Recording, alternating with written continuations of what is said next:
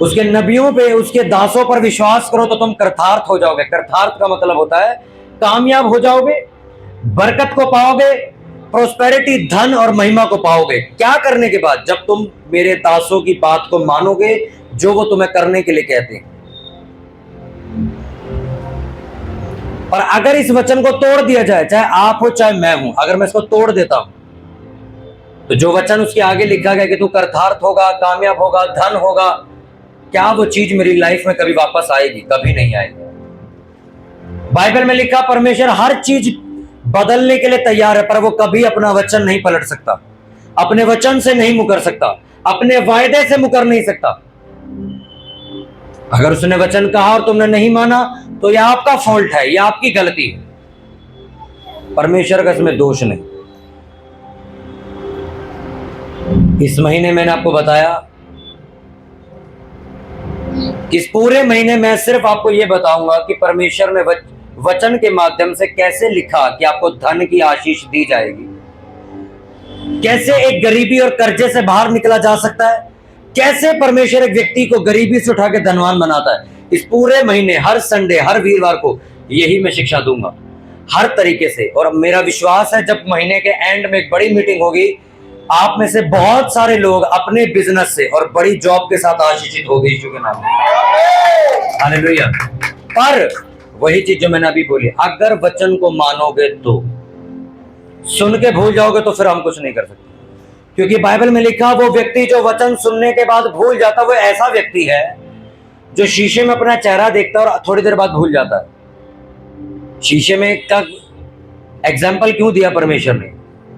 यानी कि परमेश्वर कहता, मैं तुझे सारी आशीषें तेरे सामने रख के दिखाऊंगा, तू अगर वचन पूरा नहीं करेगा तो इसका मतलब तू भूल गया तेरे लिए मैंने क्या रखा था। परमेश्वर ने मुझे कहा, अगर भाई बैठ जाओ सारे वॉलंटियर, डिस्टर्ब होता हूं मैं, जहां तुम्हारी पोजीशन है वहां बैठ जाओ। परमेश्वर ने मुझे कहा, अगर तू ये वाली शिक्षा बहुत सारे पास्टर्स नहीं देते, क्योंकि लोगों को ऐसा लगता है कि पास्टर को पैसा चाहिए इसलिए वो ऐसा प्रचार कर रहा है। पर शैतान आपको भरमाने ना पाए, मैं आपको शिक्षा दूंगा। परमेश्वर ने मुझे जो शब्द कहे, पता क्या शब्द थे? कि मैं क्योंकि मना कर रहा था, परमेश्वर कैसे देंगे। परमेश्वर ने कहा, अगर तू ये शिक्षा आज नहीं देगा तो आने वाले कुछ सालों में कलीसिया, विश्वासी, आराधना करने वाले, यहां तक कि पास्टर भी गरीबी का शिकार हो जाएंगे। क्योंकि आज 90% मसीही लोग दशवांश भी नहीं बोते हैं, आपको मालूम? 90% पास्टर बीज नहीं बोते हैं, बंद कर दिया है बोना उन लोगों ने। परमेश्वर ने कहा, अगर बोना एक किसान ने बंद कर दिया, मैं कैसे उसके खेत में चावल उगा सकता हूं? आने वाले टाइम इनका वंश भूखा मरेगा। इसलिए परमेश्वर ने कहा, शिक्षा को बढ़ावा दो, बताओ लोगों को। अगर तुम नहीं बताओगे तो जो बरकत तुम्हें मिल रही है वो तुम्हारे लोगों को नहीं मिल पाएगी। मैंने 2018 में शिक्षा को सुना था और तब मैंने इसको मानना शुरू किया था। आज आपकी बारी है, आप में से कितने लोग उसे मानते हैं, यह आपके ऊपर निर्भर करता है। नीति वचन 3 उसका 13 वचन मैं पढ़ूंगा।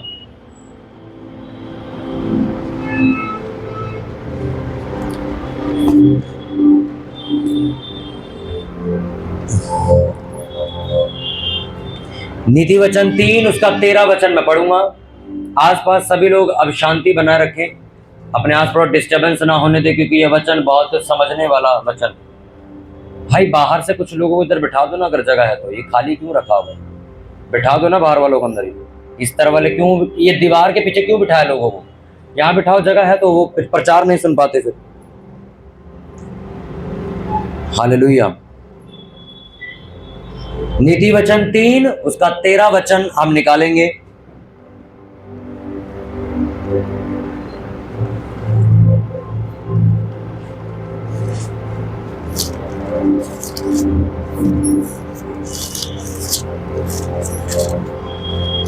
और पहला राजाओं उसका 3 भी हम निकालेंगे। पुराने नियम की पुस्तक पहला राजाओं उसका 3रा चैप्टर भी हम निकालेंगे। सिस्टर जी, नए नियम में राजाओं नहीं है, पुराने नियम में। आपको तो यही नहीं पता पहला राजाओं कहाँ लिखा है। पहला राजाओं की पुस्तक उसका 3 भी हम निकालेंगे। ये दोनों वचन आज अगर आपको समझ आ गए तरीके से, तो मेरा ये विश्वास है, वो जो धन जिसके पीछे दुनिया भाग रही है तुम्हारे घर खुद चल के आएगा। हटा दे इस पुलपिट को, रुमाल दे दे मेरा, हल्का सा कर।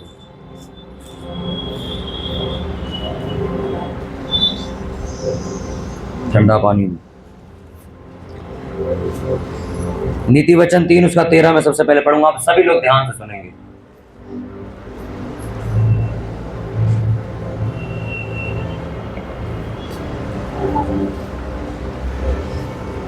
जोर से बोलो एक बार हालेलुया। नीति वचन 3 उसका 13,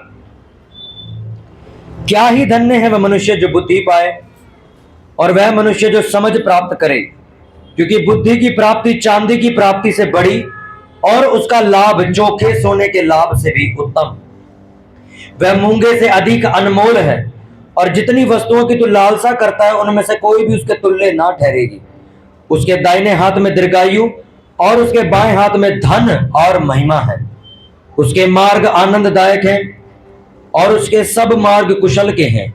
जो बुद्धि को ग्रहण कर लेते हैं उनके लिए वे जीवन का वृक्ष बनती है और जो उसको पकड़े रहते हैं वे धन्य हैं। यहोवा ने पृथ्वी की नींव बुद्धि से डाली और स्वर्ग को समझ ही के द्वारा स्थिर किया है। सब बोलो आमीन, हालेलुया। अपने पड़ोसी को बोलो ध्यान से सुन, सुनने से ही विश्वास पैदा होता है। अपनी बाइबल को बंद करो और सब लोग मेरी तरफ देखो।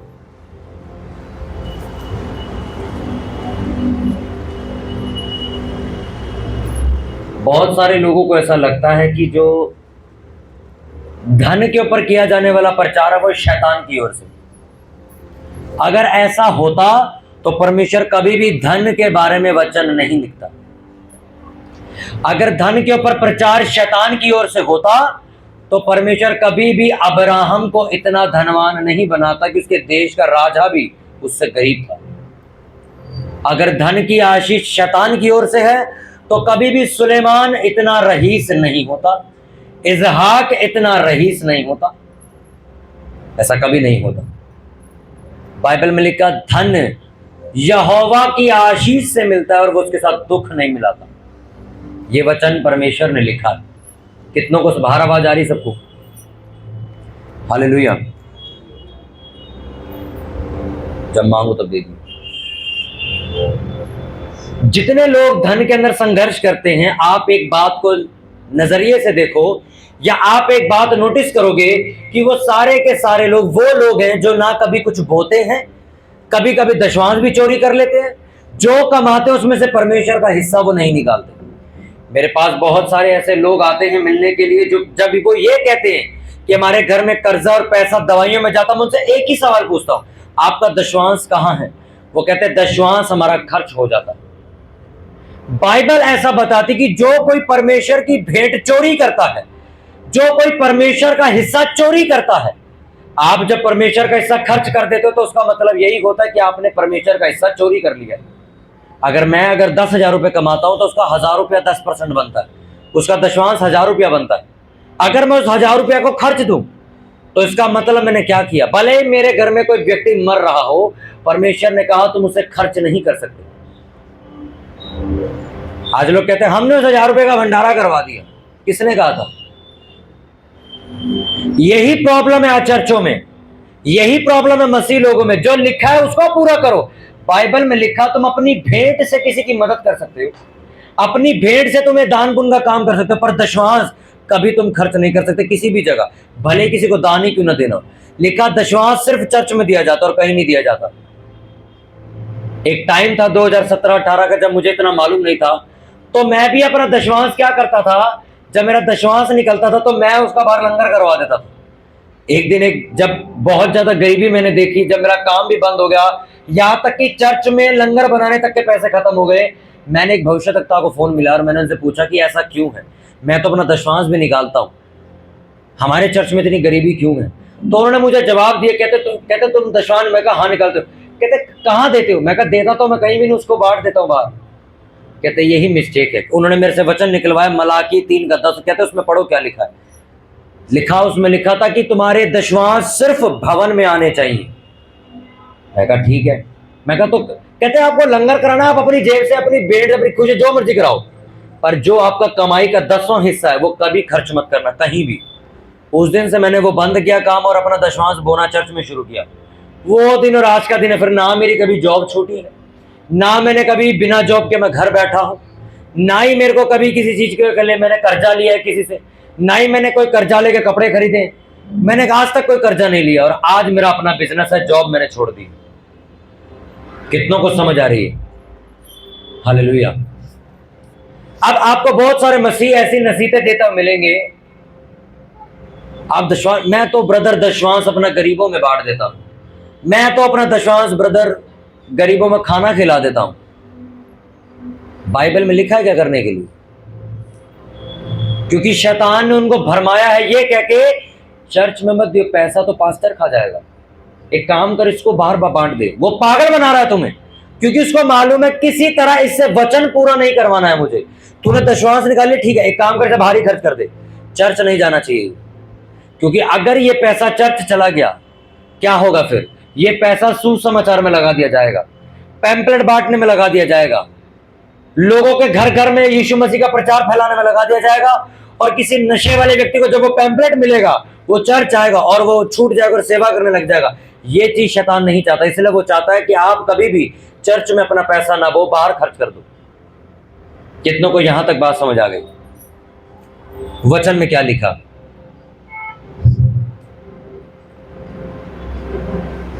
वचन जो मैंने पढ़ा नीति वचन उसका 3, अब देखना क्या लिखा। आपको नहीं खोलना, ध्यान से सुनना। आप खोलने में लग जाते हो, सुनना भूल जाते हो। क्या ही धन्य वह मनुष्य जो बुद्धि पाए और वह मनुष्य जो समझ प्राप्त करे। कितना आशीषित व्यक्ति है वो जो धन पाए नहीं, जो क्या पाए? बुद्धि पाए। बोलो अपने पड़ोसी को, जो बुद्धि पाए। उसमें क्या लिखा? क्या ही धन्य है वह मनुष्य जो गाड़ी पाए, मकान पाए। क्या लिखा है? वो व्यक्ति आशीषित है जो क्या पाले? जोर से बोलो, क्या पाले? आगे पढ़ो, उसने क्या लिखा? क्योंकि बुद्धि की प्राप्ति चांदी की प्राप्ति से भी बड़ी है और उसका लाभ, उसका फायदा चोखे सोने के लाभ से भी उत्तम है। वह मूंगे से अधिक अनमोल है और जितनी वस्तुओं की तू लालसा करता उनसे कोई भी उसके तुल्य ना ठहरेगी। उसके दाहिने हाथ में दीर्घायु यानी कि लंबी उम्र है, उसके बाएं हाथ में धन और महिमा है। उसके मार्ग आनंददायक है और उसके सब मार्ग कुशल के हैं। सब बोलो आमीन। अगर एक व्यक्ति मकान पाए उसके बाद ये सब कुछ मिलेगा? नहीं। एक व्यक्ति कार पाए, गाड़ी पाए, तब ऐसा कुछ मिलेगा? नहीं। एक व्यक्ति अच्छी प्रॉपर्टी पा जाए तब ऐसा होगा? नहीं। उसने कहा जब एक व्यक्ति बुद्धि पा जाए, उसके बाद कहानी लिखी उसने, लिखा उसके घर में चांदी पड़ी है तो उससे ज्यादा अनमोल ये है कि उसके पास बुद्धि। उसके घर में सोना पड़ा हुआ है तो उससे ज्यादा कीमती ये है कि उसके पास क्या है? बुद्धि। लिखा जितनी वस्तु है, जितनी चीजें तू मांग रहा है उससे कहीं ज्यादा अधिक मूल्य किसका है? बुद्धि का। इसलिए उसने कहा सारी चीजें मांगने के बजाय तो बुद्धि मांग। हालेलुया। ये बात किसने लिखी आपको मालूम? सुलेमान ने, दाऊद के बेटे सुलेमान ने, जिसके तुल्य आज तक कोई अमीर नहीं हुआ है। इस दुनिया के सबसे रईस राजा ने यह बात लिखी जिसके पास हजारों टन में सोना पड़ा हुआ था, हजारों टन चांदी पड़ी हुई थी, लाखों लोग उसकी सेवा में खड़े थे, हजारों के हिसाब से, कुंटल के हिसाब से रोज खाना बनता था।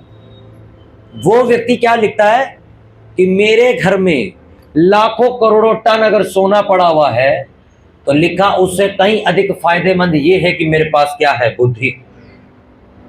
हालेलुया। अपने पड़ोसी को हाथ मार के बोलो भाई जाग जा। हालेलुया। मुझे नहीं समझ आ रहा, अब सारी रात सो के भी अगर तुम्हें चर्च में नींद आती, मैं आपको बता रहा हूं शैतान नहीं चाहता तुम वचन सुनो। आपको डांटना पड़ेगा कि नींद की आंख मेरे ऊपर से निकल। कभी मैं 6-7 घंटे सो के जब प्रेयर करने बैठ जाऊं फिर भी मुझे नींद आती, मैं समझ जाता हूं ये कौन है। शरीर की तो थकावट उतर चुकी, अब क्यों नींद आ रही है मुझे? उसी वक्त में उसे डांटता और नींद बंद हो जाती है। हालेलुया। अपने पड़ोसी को बोलो ध्यान से सुन।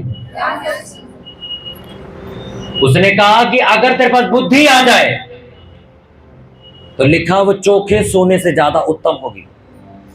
सुलेमान ने ये नहीं बोला कि तुम्हारे पे पैसा आ जाए, प्रॉपर्टी आ जाए, ये आ जाए, वो आ जाए, नहीं। उसने कहा अगर बुद्धि आ गई तो सब कुछ आ जाएगा। मैं आपको बताता हूं क्यों। क्योंकि सुलेमान पहले इतना अमीर नहीं था, उसके पास इतना सोना चांदी नहीं था। कब आया उसके पास? अब आपको पढ़ के सुनाता हूं, अब ध्यान से सुनना।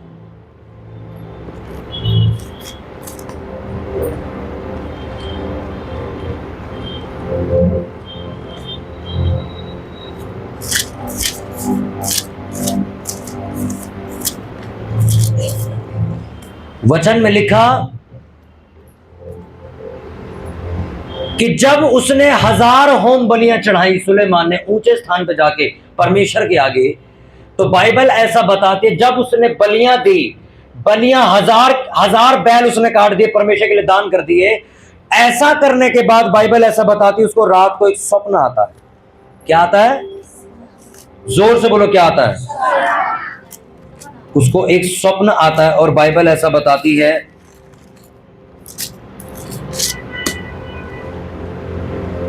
कि सपना आने के बाद परमेश्वर उससे पूछते हैं तुझे क्या चाहिए, तूने इतना बड़ा दान दिया, अब बता तुझे क्या चाहिए। तो सुलेमान सपने में कहता है परमेश्वर मैं तो एक बालक हूं, एक छोटा लड़का हूं, मुझे इतना बड़ा राज चलाना आता नहीं, एक काम कर मुझे बुद्धि और समझ का आत्मा दे। परमेश्वर खुश हो जाते। परमेश्वर कहते हैं तूने अपने दुष्टों का नाश नहीं मांगा, तूने बड़े बड़े महल नहीं मांगे, तूने पैसा नहीं मांगा, तूने कुछ नहीं मांगा, तूने कहा बुद्धि, ठीक है मैं तुझे बुद्धि दूंगा और इतनी ज्यादा बुद्धि दूंगा जितनी आज तक किसी को नहीं दी, पर साथ में मैं तुझे धन भी दूंगा, महिमा भी दूंगा, ताकत भी दूंगा, ऐश्वर्य भी दूंगा। बाइबल में लिखा जैसे उसकी आंख खुली उसको दिखा, मैं तो सपना देख रहा था। और बाइबल बताती है सपना खत्म होने के बाद उसका राज्य बढ़ने लगा, धन संपत्ति उसके बाद बढ़ने लग गई, दूर दूर के राजा उसके अधीन हो गए, सारे देशों पर उसने कब्जा कर लिया था। बड़े बड़े राजा, शीबा की रानी जैसी बड़ी बड़ी रानियां 1000 किलो टन सोना उसको चढ़ाने के लिए आते थे, लाखों करोड़ों की तादाद में सोना उसके पास आने लग गया। बाइबल ऐसा बताती है कि कितने आप 1 क्विंटल कब बनाते हो? ओ जी बड़ा, बहुत बड़ा लंगर कर रहे हैं जी, 100 लोगों ने मिलकर जी 100 किलो चावल का भंडारा के लिखा, उसके घर में हर रोज 2-3 किलो क्विंटल ऐसे खाना बनता था लोगों के लिए। इतना पैसा उसके पास था, पहले नहीं था। कब आया? उस सपने के बाद। सपने में क्या मिला उसको बताओ? क्या दे के गए परमेश्वर उसे? बुद्धि दे के। बाइबल बताती है पहले सुलेमान इतना पैसे वाला नहीं था, पर जब बुद्धि आई तो लिखा सुलेमान को यह भी मालूम था कि मछलियों का बिजनेस कैसे करना है, कौन सी मछली तालाब समुद्र से निकाल के कौन से देश में बेचनी, कौन सा घोड़ा यहां पर सस्ता मिलता है और वहां महंगा बिकता है, यहां से सस्ते में खरीद के वहां बेचना है, कौन से मसाले मेरे यहाँ खेती होती है और वहां पर खेती नहीं होती, कौन सा मसाला मुझे वहां बेचना है, कौन से पानी को मुझे वहां बेचना है, कौन सा नमक बेचना है, कौन सा सोना लाना है, कौन सी चांदी बेचनी है, उसको सारा बिजनेस करना आ गया था। और लिखा इस पृथ्वी के ऊपर उस टाइम पे उसके जितना ताकतवर और पैसे वाला राजा कोई नहीं था। कब? जब उसको क्या मिल गई? बुद्धि मिल गई। अपने पड़ोसी को बोलो ध्यान से सुन। जब बुद्धि मिल गई सुलेमान को तो बाइबल बताती वो इतना पैसे वाला हुआ, परमेश्वर ने कहा तेरे जितना पैसे वाला कोई नहीं होगा। अब आपकी बारी। मसीही लोग और पास्टर गरीब क्यों हैं? किसकी कमी की वजह से? बोलो किसकी कमी की वजह से? एक अरबपति आके अपनी किताब में लिखता है भाई साहब सोना चांदी मत मांगो, बुद्धि मांगो। क्यों बोली उसने ये लाइन? क्योंकि वो जानता है कि जब से मुझे बुद्धि मिली है तब से भाई मैं अरबपति बन गया हूं। इसलिए उसने अपने नीति वचन में क्या लिखा? जो कुछ तुम मांग रहे हो बेकार में मांग रहे हो, भाई बुद्धि मांगो। अगर बुद्धि आ जाएगी तुम्हें सब कुछ मिल जाएगा। आपको मालूम क्यों उस अरबपति ने लाइन लिखी? मैंने आपको बता दिया, वो अमीर ही तब हुआ था जब उसको बुद्धि मिल गई। आज आप देखो किसी करोड़पति को, वो अपनी कहानी बताता है, मैं सर मेरे पापा पंचर का काम करते थे, मेरी मम्मी घरों में बर्तन मांजती थी, मैं कहीं कारखाने में काम करता था, वहां कारखाने में काम करते करते मेरे को गाड़ी का काम सीखने को आ गया। आज उस व्यक्ति की मारुति सुजुकी कंपनी, जिसकी गाड़ियां दुनिया चला रही है। मैं स्टोरी सुन रहा एक बंदे की। मैं अपने पापा के साथ दुकान पे जाता था। मेरे पापा 50 रुपए 100 रुपए कमाते थे। मैंने उनसे काम सीख लिया मसाले का, कि मसाला उगता कहाँ और पिसता कैसे है। आज वो MDH के मसाले जो आपके घर में आते हैं, उसी आदमी के, उसका बाप 100 रुपए कमाता था, आपको मालूम है। पर आपको क्या लगता है ये किसी करोड़पति घर से आए होंगे? पंचर बनाने वाले के लड़के, मारुति सुजुकी वाले, होंडाई कंपनी के मालिक कौन? नौकरी करने वाले, ऑयल चेंज करते थे गाड़ियों का, गाड़ियां बनानी सीख ली वहां से। आज होंडाई कंपनी की गाड़ियां लोग चलाते। एक व्यक्ति अपने पिता के साथ दुकान पे जाता है और कहता है, यार पापा कब तक हम 300-400 रुपए कमा के घर जाते रहेंगे। अपने घर जाता, अपनी मम्मी को, अपनी चाची को कहता है, ये क्या बना रही हो तुम? वो कहती, इसको चाय के साथ खाते हैं। तो कहता ठीक है, मुझे बना के तो मैं दुकान पे बेचूंगा इसको। उस बंदे ने उस चीज को उठा के दुकान पे बेचना शुरू किया। आज वो बीकानेर की नमकीन है जो आप खाते हो। उसके घर में नमकीन बनाते थे खाने के लिए। उसको बुद्धि आई कि इसको दुकान पे बेचा जा सकता है। आज दुनिया में बीकानेर की नमकीन आप खाते हो, मांग के खाते हो। कौन था वो व्यक्ति? 300 और 400 रुपए कमाने वाला व्यक्ति। कितनों को बात समझ आ रही है? बुद्धि आ रही है समझ के? नहीं आ रही। एक अभी थोड़े दिन पहले एक नथिंग नाम का फोन लॉन्च हुआ है, जिसके पीछे ऐसे लाइटें बनी हुई हैं। 30-35 हजार का सब बड़ा महंगा फोन है वो। नथिंग नाम है उसका, सर्च करना, नथिंग नाम है उसका। पता है कौन है वो? वो ओप्पो कंपनी के अंदर से नौकरी से निकाल दिया गया लड़का था। उसको नौकरी से बाहर निकाल दिया था। उसने बाहर जाके अपनी कंपनी खोली और आज नथिंग फोन दुनिया चला रही है, और ओप्पो से ज्यादा महंगा फोन है उसका। क्या है उसके पास? बुद्धि। और बुद्धि आई कैसे? क्या किया था सुलेमान ने? बोलो, बोया था उसने। पहले क्या किया था उसने 1000 बलियां पहले चढ़ाई थी। फिर परमेश्वर खुश हुए और उसको बुद्धि देके गए। क्यों आपको बोला जाता है बो? आपको क्या लगता है आप दशवांश बोगे, घर जाओगे, आपको पैसों से भरा बैग बड़ा मिल जाएगा? यार परमेश्वर ने कहा जितना बोगे उतना फलवंत हो गया। फलवंत कैसे होंगे? जब आप बोगे तो क्या मिलेगी तुम्हें? बोलो, क्या मिलेगी? इस बुद्धि से तुम्हें पता चलेगा कि तुम्हारे घर के नीचे एक ऐसा काम पड़ा जिससे तुम लाखों रुपया कमा सकते हो, और तुम्हें पहले नजर नहीं आया वो। हालेलुया।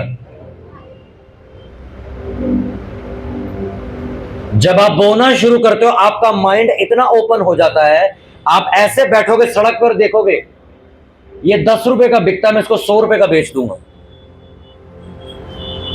आप ऐसी सड़क पे घूमोगे, यार ये चीज 50 रुपए की मिल रही है,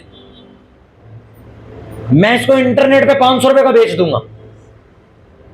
आप सोचोगे यार पहले क्यों नहीं नजर आया? यार यहीं से मैं रोज निकलता हूं, इसी गली से रोज निकलता हूं, 50 बार यहां से जा चुका हूं, अब मुझे ये फैक्ट्री क्यों नजर आई? आपको फैक्ट्री नहीं, आपको अब्राहम की तरह दूत नजर आएंगे जब आप बोना शुरू कर दोगे। जब आप बोना शुरू करते हो, आपकी बुद्धि खोल देता है परमेश्वर, और आपको पता लगने लग जाता है, यार ये बिजनेस तो मेरे को आता है, ये तो मैं कर सकता हूं। और वैसे ही आप उस बिजनेस को शुरू करते हैं और वो लाखों में चला जाता है, और आपके घर की पूरी गरीबी उस दिन खत्म हो जाती है। वो देखो वॉलंटियर्स हो रहा है। हालेलुया। जो कोई भी सोए सबको बोला करो, दिखाया करो, ताकि बेइज्जत हो जाए। हालेलुया। जोर से बोलो हालेलुया एक बार। आपकी नींद आपका धन खा जाएगी। मैं आपको कह रहा हूं, मैंने तभी शुरुआत में आपको बोल दिया था कि सब कुछ शांत कर दो, शैतान आपको सुनने नहीं देगा वचन। ये पूरे 1 महीना वो पूरी कोशिश करेगा आपको चर्च ना लेके आए, छुट्टी करवा दे, क्योंकि वो जानता है इसको सदा मैं गरीबी में रखना चाहता हूं। ये हर संडे जाके ये वाला वचन सुनेगा, ये इसकी बुद्धि खुल जाएगी, ये जॉब छोड़ेगा और बिजनेस शुरू कर देगा अपना। मैं अपने दोस्त के साथ एक ही कंपनी से निकला हूं, आपको मालूम है कि नहीं? वो आज भी नौकरी कर रहा है और मैंने अपनी कंपनी खोल ली। किसकी वजह से? बुद्धि की वजह से। मैंने रियल एस्टेट में काम किया, आपको मालूम, 4 साल तक लग्जरी 6-6 करोड़ के फ्लैट बिकवाने के लिए मैं डिजाइन बनाता था। उसी कंपनी का एक बंदा है, मेरे से ज्यादा पुराना, उसको सारे फ्लैट खरीदने और बेचने आते हैं, सारा कागजी काम आता है। मैंने उसको बोला, मैंने कहा भाई अपनी दुकान खोल, तू काम सीख चुका है।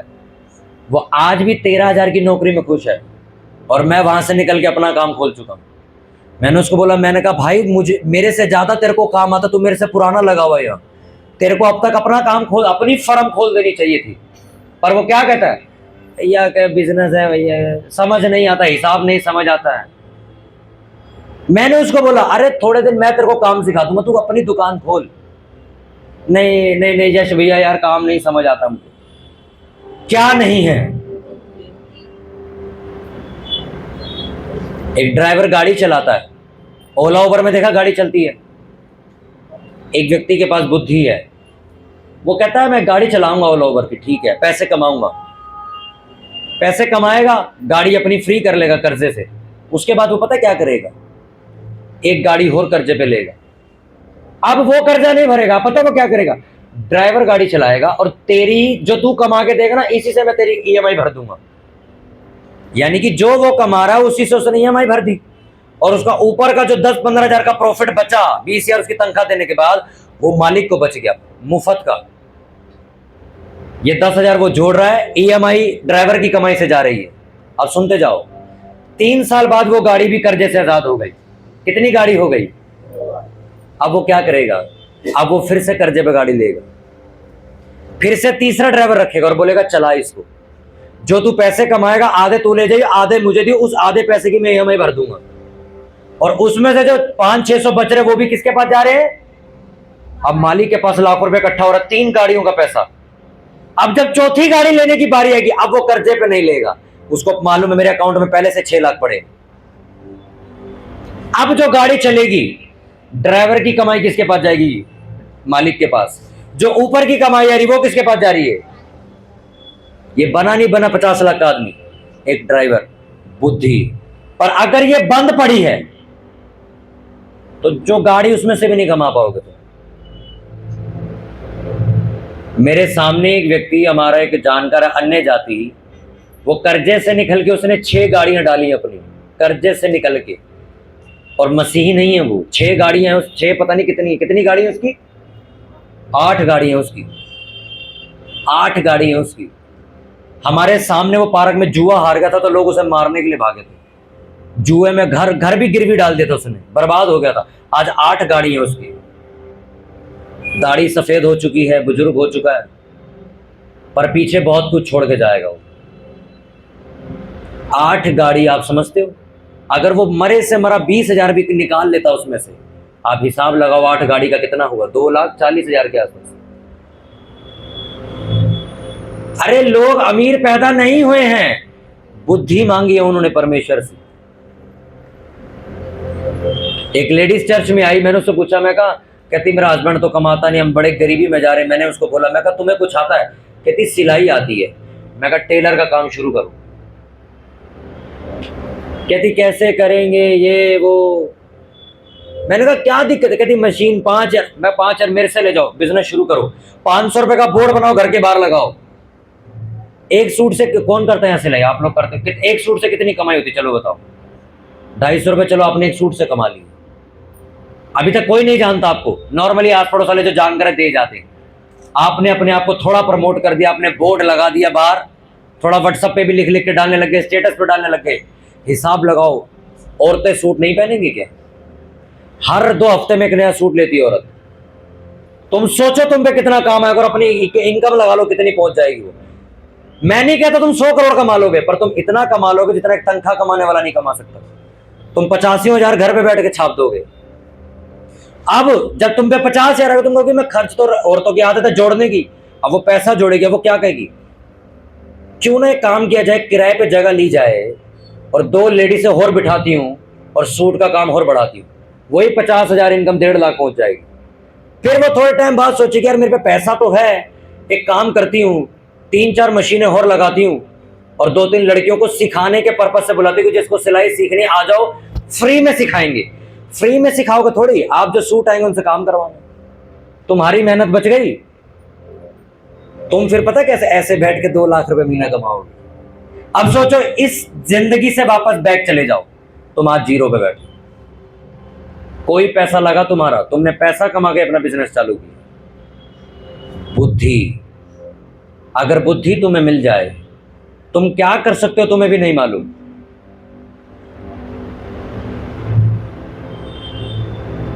एक व्यक्ति जो अनाथ आश्रम में बड़ा हुआ है, जब उसको हर जगह से बेइज्जती का सामना करना पड़ा, सब लोगों ने छोड़ दिया, उसने पैसा कमाया और इतना कमाया कि आप हिसाब नहीं लगा सकते। वो अपना 70 पता नहीं 80% दान कर देता। आज भी इस दुनिया में महंगी घड़ियों का एक चलन है। उस व्यक्ति की 6 लाख रुपए की एक घड़ी आती है, रोलेक्स उसका नाम है। वो एक अनाथ लड़के की कंपनी है, मालूम है आपको? उसके माँ बाप नहीं है जिसने कंपनी बनाई है। 6 लाख रुपए की तो शुरुआत है, 1-1 करोड़ की भी उसकी घड़ी आती है। एक अनाथ लड़के ने बनाई। अरे क्या कर रहे हो तुम? मैं बताता हूं क्या कर रहे हो। तुम पैसा लेके अपने बैंक में सड़ाते रहते हो, उसको निकाल के कहीं और नहीं लगाते। आज भी मुझे दुख होता है, आज से 2 साल पहले मैंने फैसला किया था मैं सोने का बिस्कुट बनाने का मैं शुरू करूंगा, अपना पैसा लगाऊंगा। और मैं पता करने गया, आपको मालूम है कितनी रकम थी सोने के बिस्कुट की? 56,000 रुपये ऐसा कुछ था, वो 10 ग्राम सोना। आज सोने की कीमत कितनी? 64,000 पहुंच गई शायद। कितनी पहुंची? 64,000 के आसपास पहुंची। मैं थोड़े दिन पहले देख रहा, आप सोचो। मैं कहा सोच के देखो कितना मेरे को 1 साल में मुनाफा होता। इस सोने की कीमत बढ़ी है। आपने क्या किया? 50,000 संभाल के रखा बैंक में, सड़ रहा है वो पैसा। क्यों? परमेश्वर ने मुझे वचन देने को कहा। कलीसिया गरीब होती जा रही। मेरे को सुनो शर्म आ रही थी मुझे सुनने में। एक पास्टर की चर्च बंद हुई है यहाँ पे। क्यों? चर्च कर्जे में चली गई। चर्च पे कर्जा हो गया। ज्यादा नींद आ रही है क्या? अन्य भाषा बोलते रहो, नींद नहीं आएगी। हालेलुया। सोचो, मुझे बताया किसी ने, कहते पास्टर की चर्च बंद हुई है, कर्जे में चली गई है चर्च। किराया ही नहीं है चर्च के पास। क्यों नहीं है? पास्टर चर्च वालों को समझाता ही नहीं, खुद बोता नहीं है। मैं लिख के देता हूं पूरे कागज पे, जो व्यक्ति बोता है वो कभी गरीबी में नहीं जा सकता, कभी कर्जे उसके घर नहीं घूमते। अरे मैं 6 साल से कमा रहा हूं, मैंने नहीं जिंदगी जी क्या? मेरे पे कोई कर्जा नहीं, मेरे को मन नहीं किया कि कर्जा लेने का। आपका बच्चा आज बड़ा होता है, एक 5-5, 10-10 हजार का फोन भी आप किस्तों में खरीद के लाते हो और अपने आप को कर्जे में डाल देते हो। अरे किस्तों का चलन पता क्यों हुआ था? कि अगर एक व्यक्ति सुबह उठा, उसका फोन चूरा हो गया, अब उसको अर्जेंट फोन लेना है, अब उसमें पैसे नहीं, तो वो व्यक्ति जाता था कि चलो किस्तों पे ले आते। आपकी ऐसी हालत तो नहीं होती। आप तो अच्छे खासे बैठे बैठे चलो 50,000 किस्तें बांध लेते। अभी चर्च में हुआ था, एक फोन जिस पर हम काम कर रहे थे खत्म ही हो गया वो। तब हमें अर्जेंट फोन लेना पड़ा, खड़े पैर शाम को जाके फोन लेके आया। पर अगर मुझे पता मुझे 6 महीने बाद चीज लेने में पैसे जोड़ के चीज लूंगा, मैं किस्तों में नहीं लूंगा उसे। कलीसिया गरीब क्यों है? बोती नहीं। जब बोती नहीं है तो क्या नहीं मिलता? बुद्धि नहीं मिलती। और जब बुद्धि नहीं आती तो सुलेमान भी कहता है जिसमें बुद्धि नहीं है वो गरीब है। एक लड़के को चर्च में मैंने ग्राफिक डिजाइनिंग का कोर्स करने को कहा। चर्च के पैम्पलेट 1-1 रुपए ऐसे उसने छपते हुए देखा, 50 पैसे, 1 रुपए, 600 रुपए के 1000। उसको लग रहा है इसमें क्या पैसा है। एक दिन वो बाहर दुकान पे इंटरव्यू देने गया और वहां पे उसने अपनी आंखों से क्या देखा कि 1-1 लाख रुपए का एक बोर्ड बन रहा था। एक आपने देखो मोटे मोटे शब्दों में लाइट वाला दुकान के बाहर लगा होता है, वो 2-2 लाख रुपए के बोर्ड बनते। उस दिन उसे समझ आ गई भाई तो गेम ही कुछ और चल रही है बाहर। उस दिन उसकी बुद्धि खुल गई कि नहीं ये तो लाइन बहुत आगे जा रही है। इस चर्च में लड़कों को मैंने बोला ये वाला कोर्स करो, कंप्यूटर का कोर्स करो, आगे जाके दुनिया के पास कंप्यूटर ठोकेंगे, इनके कंप्यूटर ठीक करने वाला कोई नहीं, तुम सीख लो। हालेलुया, जोर से बोलो हालेलुया। आज आप अपने बच्चों को कष्ट नहीं रहे हो, अपने बच्चों को आप पढ़ाई लिखाई नहीं करा रहे हो, कोर्स नहीं करा रहे हो, कल को वो जॉब के लिए धक्के खाएगा, फिर तुम प्रार्थना कराते फिरोगे कि हमारे लड़के को कंप्यूटर चलाना नहीं आता। आज भी मैं जिन्होंने नहीं सीखा उनको भी सलाह देता हूं, भाई एक काम कर, अब तो तेरा ये चीज खराब है तो ये चीज कर। फिर मैं आपको कहता हूं एक व्यक्ति 10,000 रुपए कमाता है इस चर्च में, कोई भी बोना बंद मत करना, तुम अपने आप ऊपर जाओगे। वही 10,000 कमाते कमाते एक दिन तुम दुकान पे बैठे रहोगे और 10,000 की तुम्हें तनख्वाह मिल रही है मोमोज बनाने की, तुम कहोगे यार एक काम करते ना यार, मेरे पे 30,000 रुपये पड़े हैं, अपनी मोमोज की दुकान खोलते। खुल गई बुद्धि उसकी, और उसको काम आता, खोल देगा वो। जब मैं कहता काम और बड़ा ना, जोमेटो पे लिस्ट करा देता हूं इसको, ऑनलाइन भी काम करूंगा। मेरे साथ मैं कभी जब मॉल टाउन कुछ खाने पीने जाता हूं, लड़कों से पूछो, रात के 1 बजे जब हम जाते, 12 बजे 1 बजे खाने के लिए, तो भीड़ लगी होती है उस आदमी पे। क्या बेच रहा, मोमोज बेच रहा, खाने के सामान बेच रहा। पर वही एक व्यक्ति एक छोटा सा स्टॉल लेके 10 रुपए के मोमोज ले जा रहा, उसको दिमाग ही नहीं आ रहा मैं दुकान बढ़ा लूं। बुद्धि बंद हो जाती है जब आप बोना बंद कर देते। आज मैं जितने यंग लोग यहां बैठे, मैं आपको कहना चाहता हूं, मेरे पास्टर ने, मेरे आत्मिक अगुओं ने मुझे बोला, अगर तुम ज्यादा बढ़ना चाहते हो 20% बोया करो, 10 वांस नहीं। मैं 20% बोता हूं। मैं तुम्हें भी ये सलाह दूंगा, अगर तुम्हें ज्यादा चाहिए तो 20% बो, 10% नहीं। सीधी सी बात है। जिम में जाके एक व्यक्ति ने थोड़ी बॉडी बना ली, तुम कहते हो इससे ज्यादा चाहिए, तो वो क्या कहता है, तेरे को जिम ज्यादा 2 बार आना पड़ेगा, ये 4 रोटी खाता तेरे को 6 खानी पड़ेगी, ये 1 गिलास दूध पीता तेरे को 2 गिलास दूध पीना, तेरे को डबल करना पड़ेगा। दशवांश दुनिया देती है, मैंने परमेश्वर को कहा प्रभु मैं दशवांश कभी नहीं दूंगा, मैं 20% दूंगा, मैं 10,000 का 1,000 नहीं 2,000 नहीं करूंगा, बेशक मुझे ना बचे। इसीलिए आज मेरे दोस्त हैरान है कि 4 साल में तूने बिजनेस में कंपनी कैसे खोली। मैंने आपको फिर से बोला, आज फिर बोल रहा हूं, आप ज्यादा बोगे तुम ज्यादा काटोगे और जल्दी रफ्तार से काटोगे। ये नहीं हो 30 साल लग गए जी। अपने हाथों को उठाओ, मैं आपको घोषणा करता हूं, भविष्यवाणी करता हूं, अगले कुछ ही महीनों के अंदर आप अपने बिजनेस खोलोगे। मैंने कहा जो बिजनेस खोलने में सबको सालों लगे, आप कुछ ही महीनों में खोल दोगे। आज आपकी बुद्धि खुल जाएगी, आपकी बुद्धि खुल जाएगी। मैंने कहा परमेश्वर आपके मार्ग और रास्ते में फायदे शुरू होते, उसने कहा धन की आशीष या हवा की ओर से है, उनके पास में दुख नहीं मिला था। धन की आशीष चर्च के लोगों को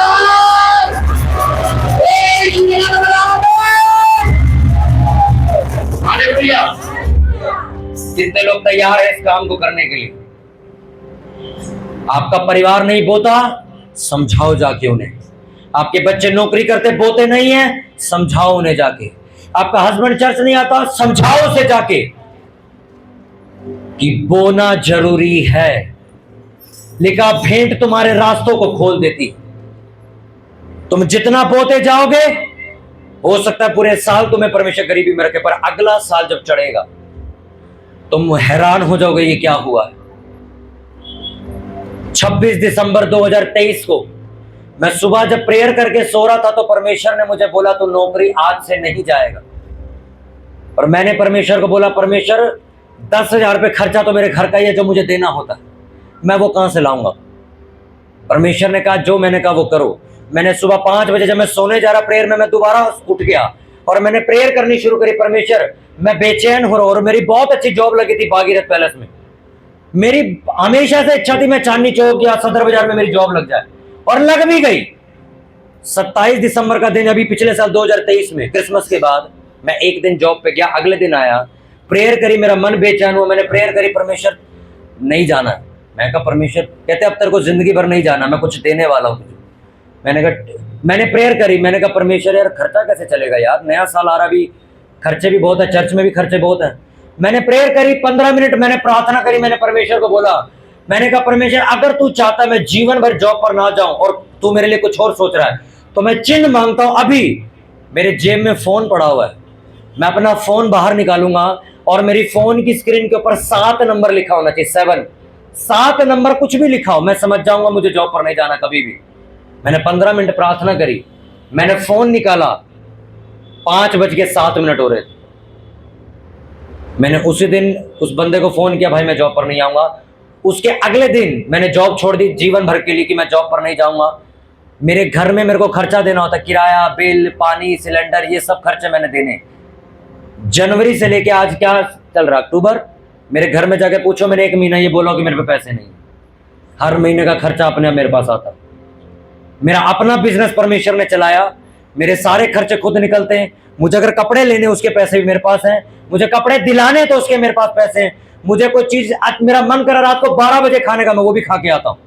मैं कभी कंगलों की तरह भूखा नहीं मरता। वजह क्या है? बोलो, बोने की वजह से। ऐसा कभी नहीं हो सकता तुम गांव में रहने वाले लोग, एक किसान ने खेती बोई हो, माल बेचा हो और उसका अपना घर कह रहा पापा चावल नहीं खाने को, होता है कभी? उस किसान के घर कभी क्विंटल के हिसाब से कभी खाना खत्म नहीं होता, भरा रहता है। उसी तरह परमेश्वर ने कहा बोने वाले व्यक्ति के घर में कभी कंगाली नहीं आती।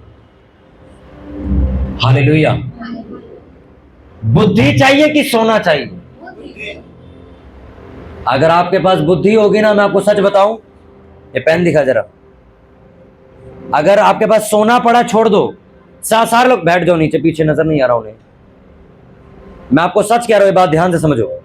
अगर आपके पास चांदी सोना पड़ा छोड़ दो, आपके पास बुद्धि है, ये पेन आपको करोड़पति बना देगा। ये पेन 50 पैसे का, 1 रुपए का मिलता है, ये 10 रुपए का दुकान पे बिकता है, 9 रुपए कमाई है इसके ऊपर। और हर रोज करोड़ों पेन बेचे जाते हैं हर ऑफिस में, हर किसी को इसकी जरूरत है, करोड़ों रुपए इससे कमा रहे हैं लोग। तुम्हारे पास बुद्धि नहीं, तुम गरीब नहीं हो, तुम्हारे पास बुद्धि नहीं है। सदर बाजार का नाम सुना आपने? चांदनी चौक का नाम सुना? आजादपुर मंडी का नाम सुना? इलेक्ट्रॉनिक की मार्केट भागीरथ का नाम सुना? आजाद मार्केट, टेंट की मार्केट का नाम सुना? अरे ये देख रहे हो, ये 200 रुपए के मिलते हैं, 10 रुपए के लाते हैं, बेचो। तुम्हें मैं दुनिया समझा रहा हूं आज, आपको समझ आ जाएगी कि गरीब में अपनी वजह से, गरीब अपनी वजह से हैं लोग। मेरा काम जो मेरा बिजनेस है, आपको मालूम कितने रुपए का करवाता हूं मैं? आप बताओ कितने का कराता हूं?